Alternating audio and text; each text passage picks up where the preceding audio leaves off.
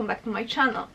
Today I want to talk with you about how to rent a room in London if you are planning to move to London, if you are new and you don't know how to start.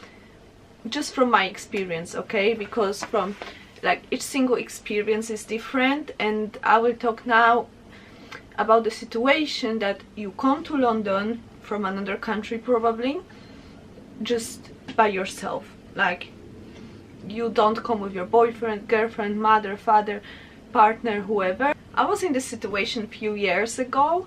In 4 days I just packed my stuff, bought the ticket and went to London. Didn't know anybody in London, didn't have any family, anybody to help me.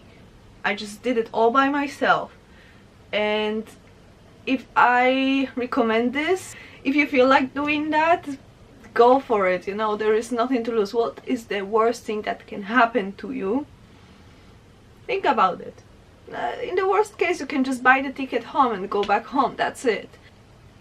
My first advice is, if you are planning to move to London, think about, maybe you have some old friends, maybe you have some members of the family, like uncle or auntie that you haven't seen for 15 years.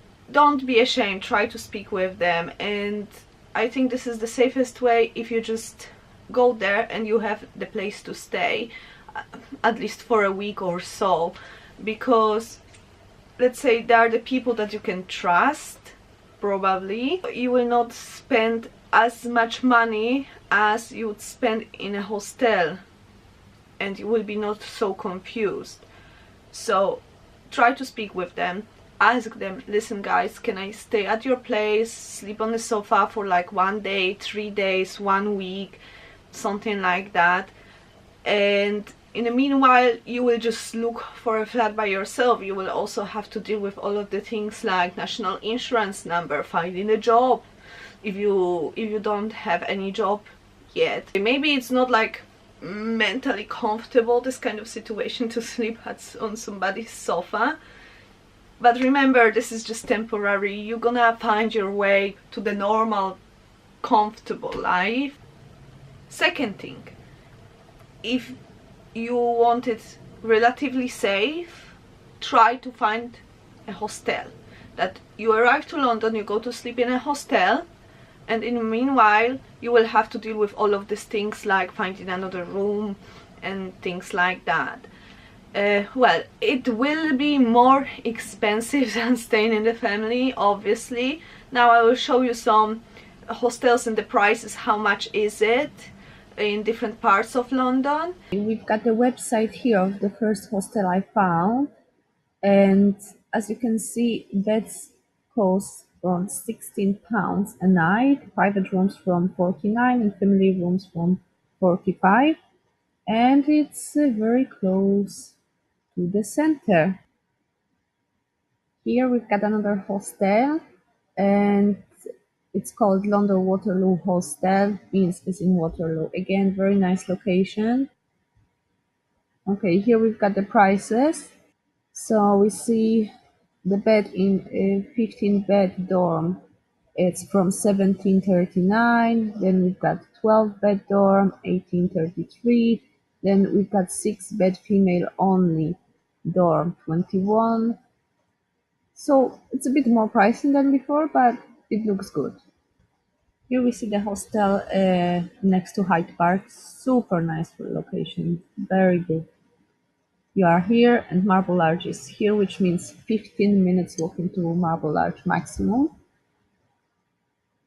Okay, so you see they have the one in Hyde Park and it's from £12.99 per night. But also they have one in Camden Town and it's also £12.99 per night. I think this solution is good for like 2, 3, 4 days while you will be like looking for something. Number 3, which is private landlord or sublet. Private landlord is the person who owns the house, owns the flat and rents you the room. And sublet is another thing, that there is one person who rents from the landlord all the property. So for example, the flat with 4 rooms, this person stays, for example, in one of them rooms and rents other 3 to other people. I really think that this way for the beginning is the best, but it's also very tricky. You need to mind the fact that it's a lot of trouble waiting there, and you have to know how to find your way around. What is the good thing about sublet or private landlord is the deposit is not as high as, for example, the agency room, which means usually is 1 or 2 weeks of deposit. So for example, the rent is £120 a week, the deposit for 2 weeks will be 240. And also sometimes they want like 1 month in advance. Sometimes it happens they want you to pay 1 week in advance, and then you will be paying each single week this £120, for example. So that's very good. Why I'm talking about the deposit? Because if you are coming to London, you are the newcomer, and you are renting this way, it happens that you will not get the deposit back. It happened to me. The landlord would just try to find stupid reasons not to give me the deposit back. And what can you do with that? Almost nothing. So it's better to lose 120 or 240 rather than £600. You know what I mean? So try to find in the beginning something which the deposit is as low as possible, and also if you can pay it weekly, that would be just perfect for the beginning. Another thing about renting from the private people is very often you will not have the contract. In the agency you always have the contract, but with the private landlords, like, let's face the fact, it's illegal for them to rent you like without the contracts. I'm talking about landlords, because the, let's say, registered landlord, he needs to pay the taxes out of you paying the rent and everything, and if they don't give you the contract, they just hiding this money from the taxman probably. It's good and bad, like I will tell you, because usually it's a bit cheaper when you rent without the contract, but there is quite a lot of danger over there. So I will give you the example of me living in one place.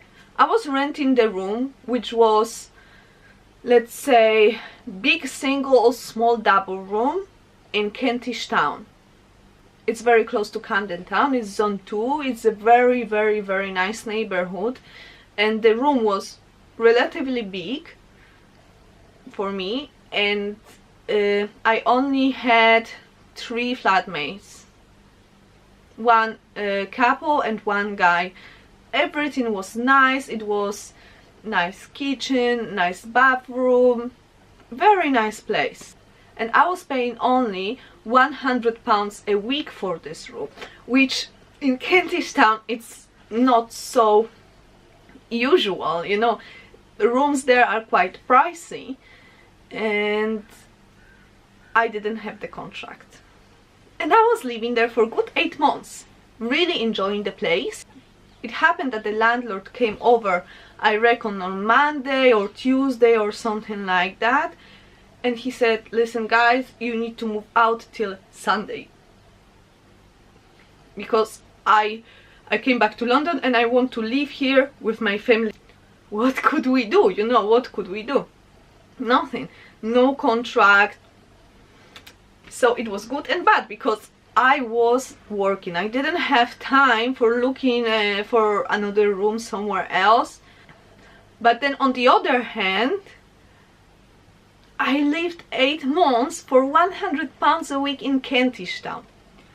Good thing about renting from the private landlord or renting from the person who is subletting is sometimes you can book this room before you arrive to London. Okay, this is tricky. I will tell you why. Because you find this room somewhere on the website. I will show you the websites also where you can look for it.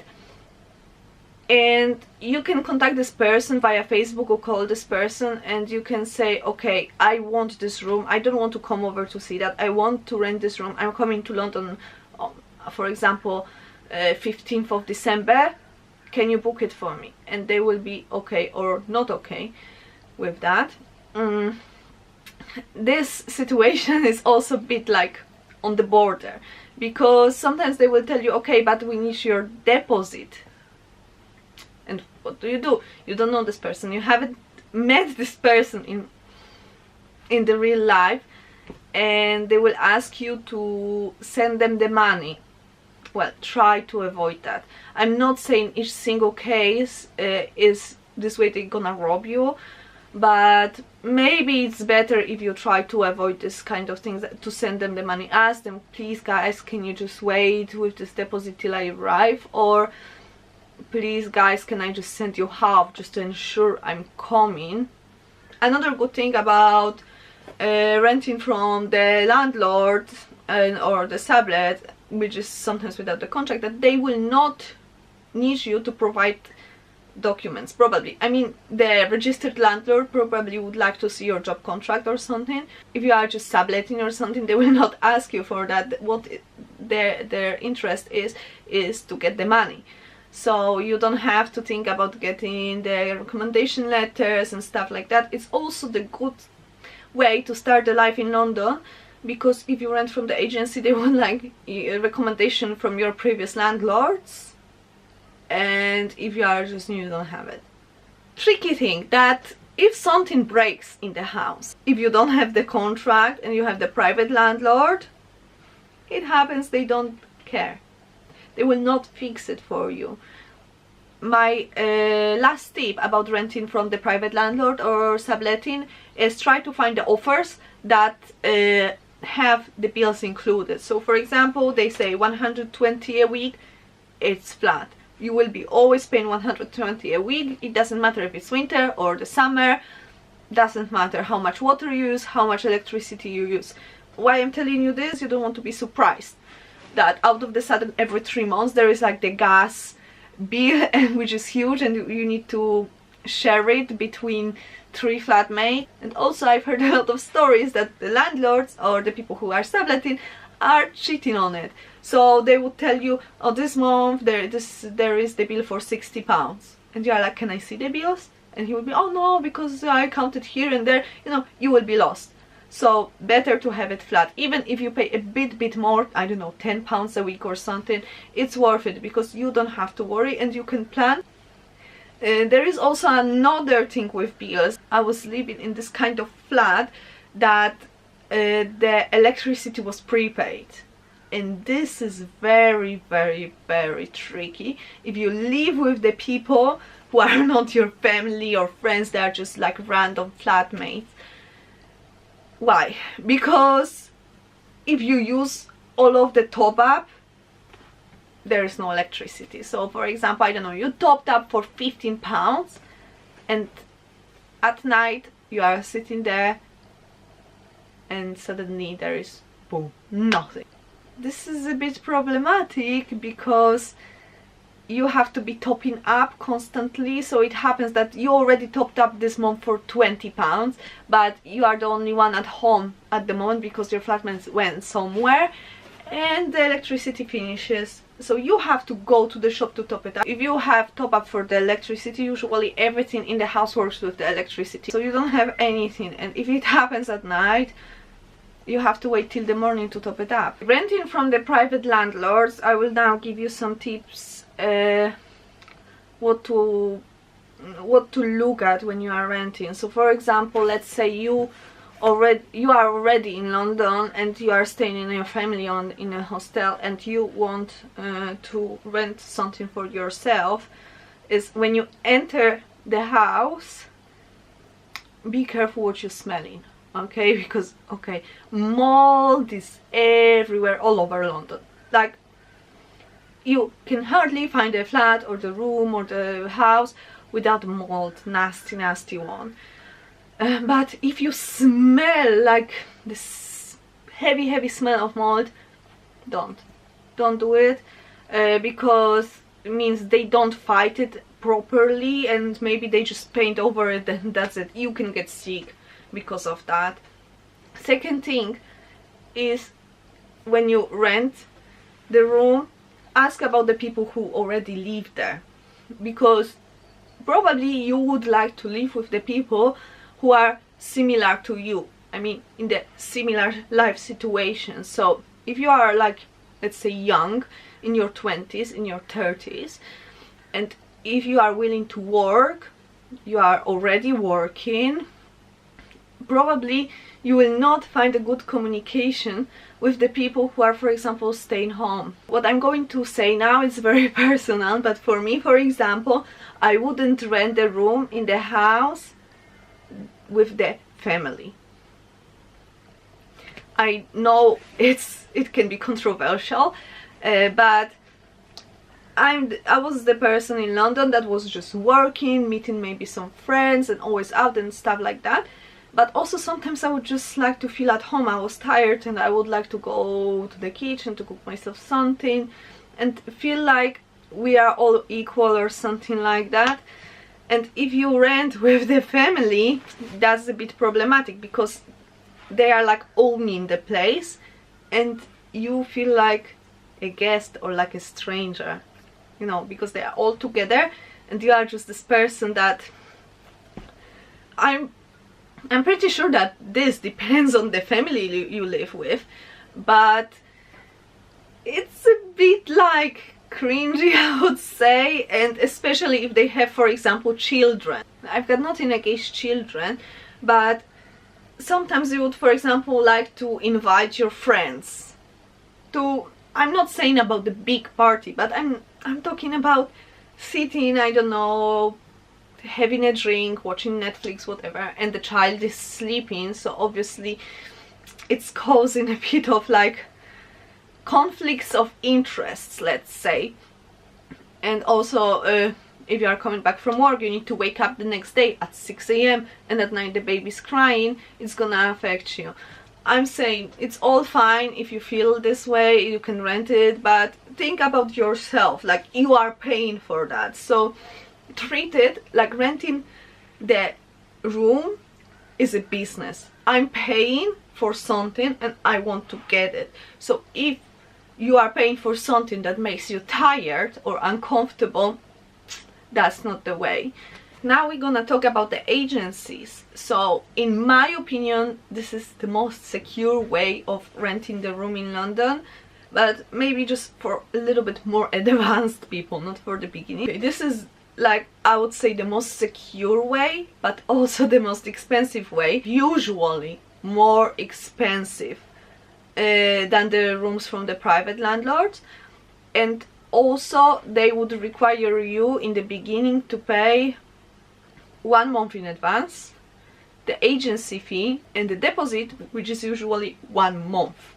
So for example, you are renting the room for £600 and another £600 will be the deposit and the agency fee will be 150. So 600, 150 gives you £1,350 just to start with the agency.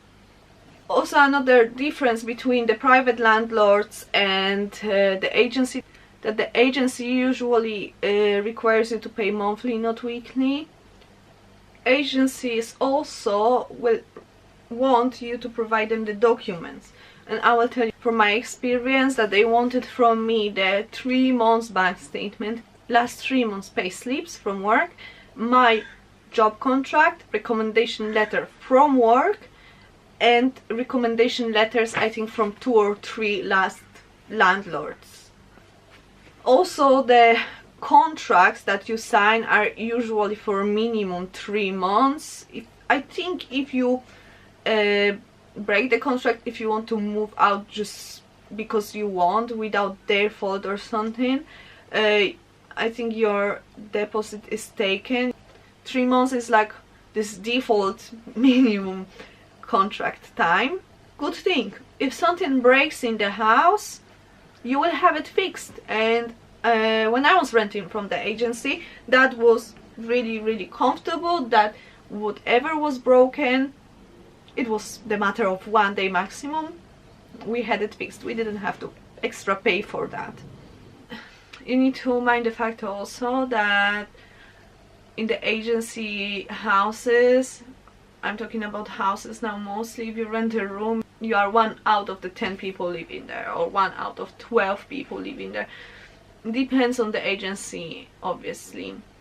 So sometimes it feels more like a hostel rather than home, because everybody is different. Sometimes you don't even know these people. Some people, well, you need to respect that everybody is different, but some people would be not willing to talk to anybody, so they will just come back home, they will go to their room, and you will never see them. And people also change quite often, so you are like, oh, I'm living with this person, but who is this person? Check the agency before you rent from them, because there are a lot of scam agencies, and it's well known in London. So sometimes they take your deposit but then they disappear or something like that. Before you rent from this agency, before you even meet the agent to show you around, Google and see the recommendations, see the opinion of people. If you see a lot of opinion being very bad, leave it. You know, this is your money and this is your comfort, and you are the only one to take care of that. I've got also some general tips for you if you are looking for the room in London. Think about where you're working, or think about where you're gonna be working, or where you want to be working, because you know, usually it's like that in the zone 1 or 2 the flats are more expensive, 3, 4 less, and then 5, 6 less and less. It's not usually like that, because you can find sometimes like cheapy flats in the zone 2, 3 and expensive ones in the zone 4. But what I'm trying to say is you don't want to have the huge distance between your work and your home, because sometimes you think like, oh, it's gonna be cheaper, this flat is £50 cheaper a month than this one, but then in the end of the day you're gonna pay more for the Oyster card. Saving the money on a flat to rent the flat that is cheaper and further is not always saving the money in general. My last tip is where to look for the flats. You also try to find the Facebook groups, and this is, you know, it's a lot of scams over there, but sometimes it might be helpful. And this is how I found my last 2 places in London, which were completely great. And how it works: if you, for example, Italian, or you are Spanish, or you are Polish, French, you can be whatever, American, whatever, try to find a group, for example, Spanish people in London, French people in London, or in your language, renting a room in London, and people will be posting the offers. What is good about it, that if they post like, I'm renting the room here and there, and for example somebody was living there before and had a bad experience about it, they can comment on it, so you see, okay, this is dodgy. Okay guys, so there were all my tips about how to rent a room for 1 person in London. And if you have anything else to add, please write me the comment down below, because maybe I didn't include all the information. I just want to say that it was from my experience, and I hope somehow it helped you to find your perfect place to start with in London. I wish you good luck in this city. It's a place full of possibilities. Beginnings are quite hard, I reckon, for most of the people, but you know, no pain, no gain, no risk, no fun. Please, I would be also super happy if you subscribe my channel and stick with me for the next videos. I still have some videos from London, and probably I will record some videos on the tips how to live here, or how much is it to live here, stuff like that. If you have anything that you would like to see, just simply comment and tell me. I can do it, yeah. Okay guys, thank you very much for watching this video, and see you in the next one. Bye bye.